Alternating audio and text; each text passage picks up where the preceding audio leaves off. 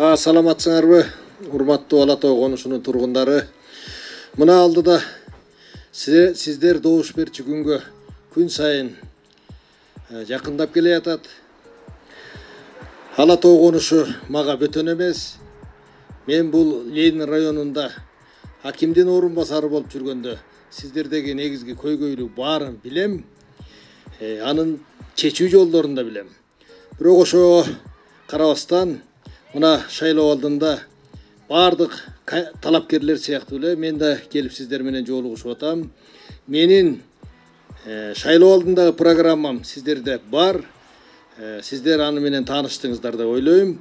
Эгерде ошол программада түшүнүксүз жерлер болсо, мага сурооңуздар болсо берсеңиздер, ошону талкуулап суроо жоопко өтсөңүздөр. Эгерде айтып бер десеңиздер, айтып да берем. Депутатты биз эмне себептен шайлайбыз? Анткени элдин көйгөйүн көтөрсүн. Ушу биздин атыбыздан трибунадан биздин баягы айылдын көйгөйүн көтөрсүн деп шайлайбыз да. Маселе бар биздин канализация маселеси. Андан нары өткөн сайын жит келет. Ал жит эмнени алып келет? Ал ооруну алып келет. Биринчи адамдын ден соолугун караш керек да. Ошол себептен эгерде Кудай буйруп өтүп калсаң, ошо биздин көйгөйдү айтып чыксаң деп баягы сураныч да. Аны ошого бир өзүңдүн оюңду айтып кой, кандай кыласың, кандай аракет кыласың дегендей. Депутаттын жумушу бул канализация салып берүү же жол салып берүү, свет коюп берүү же мектеп, садик куруу эмес.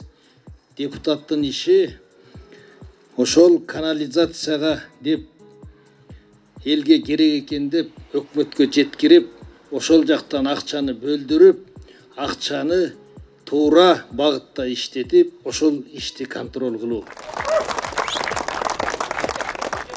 Эң негизгиси жанагы Ленин атабыз айткандай, коммунизм это прежде всего учет и контроль дегендей, учетунда контролунда сиз өтүп калсаңыз буюрса, биздин талабыбызды талашып турганыңызга тилектешпиз. Сизге ушул чоң айдыңда кетип бартасыз, сизге ак жол каалайбыз.